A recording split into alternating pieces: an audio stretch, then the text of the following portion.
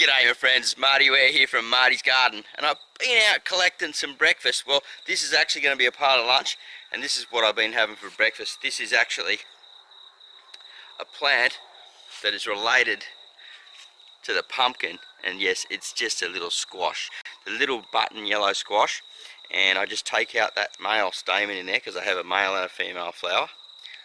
And this is my breakfast, my friends, a part of it. I walk around, collect some flowers. It has a tastes just like the squash. It's really awesome. And in Italy, they'll stuff this, pull out the stamen and stuff it and cook it and fry it real quick with some type of little filling, and then cook it that way. I haven't done that yet. I just pretty much eat it like that, but I reckon that would be a really cool recipe to try. And my rock melon, like I said, might be brunch, lunch, afternoon tea. But really, that's not what I'm here to talk about today. I'm here to talk about, and the video is about, collecting microgreen seeds from around the farm. Yes, my friends, why go out and buy it? It's even better in its second generation, and it's free because you've already paid for it. Let's go around and have a look, shall we? So for me, this is like striking gold in the old days in Australia.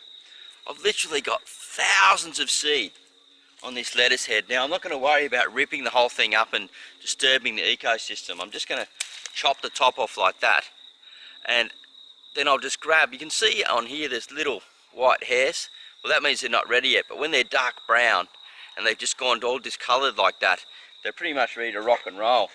And you just grab one of the seeds, one of the seed heads. So I'll give you a little look and just sort of give it a bit of a twist, and the seed will drop down into down below. Now, I've used this bucket. This is from, actually,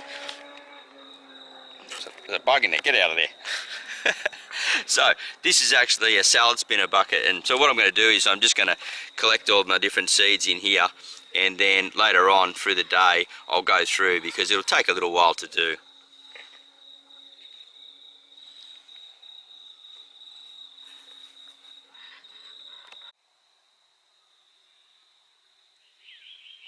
This purple basil's quite not ready to go yet, so I'm just going to let him stay in flower and attract those beautiful beneficial insects. But I'm literally going to get possibly 1,000 seeds of this one plant. So I'm really excited about that.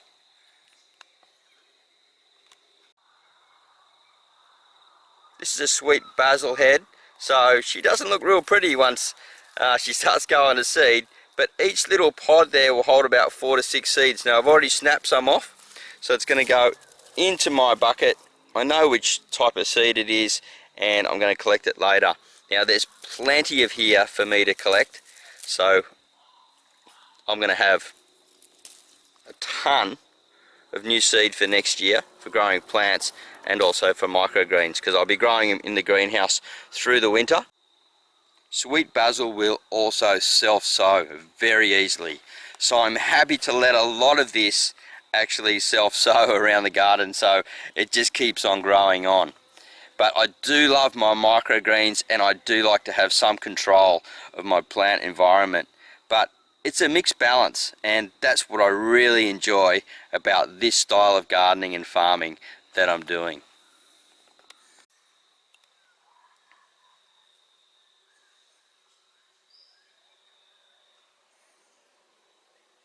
So I've got something really interesting for you today, my friends.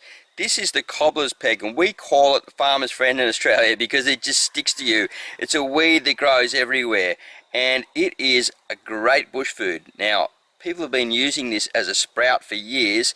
The bush food guys, they get their t-shirt, all the seeds hook onto them, then they go and soak the t-shirt, hang it up, and just eat the sprouts as they come off it. They do it as a survival mode. Now, this flower's gone a bit far, but the yellow flower is edible as well, and it has a slight bitter taste, and apparently in scientific research shows that it is very good for your teeth. It has something to do with reducing the sugars and the bacteria in your mouth. So I've actually planted some of this into a tray, some of these guys into a tray today, and going to be growing these as microgreens and baby leaf, just to see how they turn out. Now look at this box here. This was a foam box that's just been semi-discarded. It had lettuce growing in it, and it's, you know, because of the drought, I just didn't have enough water, so I just moved him out where he could just survive on his own.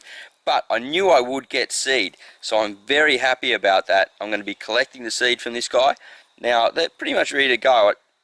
These little white fluffy ones for this type of seed is actually designed to pick it up by the wind and move the seed around. So I'm just going to chop them off, put them in my trusty container, and have lettuce microgreens, baby leaf lettuce, and mature lettuce coming through. Well, I have a treasure trove of seed here, and I'm really excited to get these growing. But what's the easiest way to do that? Well, I'm just going to go and put these guys into a paper bag. Most of it's lettuce. I'll pull out the basil part and separate that and put it into another paper bag. Let it dry out. They'll all just fall into the bottom of the bag. As long as there's no moisture, they won't germinate, nothing will happen, and then I'll separate the seed from the chaff. And in about a week or so, I'm going to have plenty of fresh lettuce to grow on into the Australian autumn. Now you can do the same thing in spring, but you maybe had the seed from last season that you collected. If you haven't, make sure you start collecting your own seed, because one plant, just one lettuce plant, will produce literally hundreds to even thousands of seeds for you. And look, while you're hunting around, you may come across other stuff like this. Look, I let that jalapeno go red, and a lot of seed in there, my friends. Well, I hope you enjoyed the show, my friends. It was really fun for me. I had to get out early to get this seed because we got rain on the way, and I didn't want the seed head getting wet.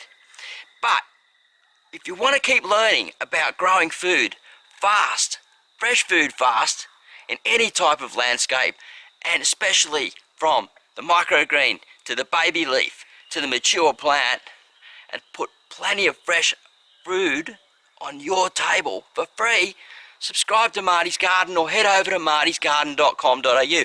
I'm sure you won't regret it. I'm off to have a cup of tea. Have a great day. Happy gardening. We'll see you in the next video real soon. Bye for now.